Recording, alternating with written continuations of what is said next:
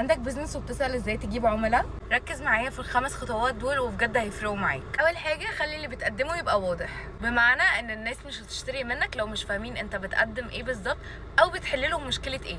تاني حاجة استخدم السوشيال ميديا صح، يعني ما تحسش ان انت بتعمل مهمة كل يوم وخلاص بترمي بوست وبتجري. اعمل كونتنت يفيد الناس ويرد على اسئلتهم ويقدم لهم كمان قيمة حقيقية بتخليهم بعد كده بيثقوا فيك. تالت حاجة دي انا مش بنصح بيها لو انت بزنس لسه بتبتدي، بس انت لو بقالك فترة في الماركت فاعمل اعلانات ممولة وهقولك تعملها ازاي. هتعمل كامبين الاوبجكتيف بتاعها هيبقى ليد جنريشن، والهدف من الكامبين دي ان انت تجمع بيانات العملاء المهتمة باللي انت بتقدمه، وفي البوست هتعمل لهم اوفر مغري علشان تبقى عارف مين اللي مهتم بالبرودكت بتاعك. ده طبعا لو البيزنس بتاعك اصلا مناسب للليد جنريشن كامبينز. رابع حاجة بقى هتعمل فولو اب سريع قوي، تاخد الناس اللي سجلت واللي مهتمين بالبرودكت بتاعك وهتكلمهم وتقنعهم بسرعه جدا. خامس حاجه بقى هتشتغل على التراست، ودي هتجيبها من الناس اللي اشترت منك قبل كده او الفيدباكس اللي جات لك حتى عن طريق المسجز.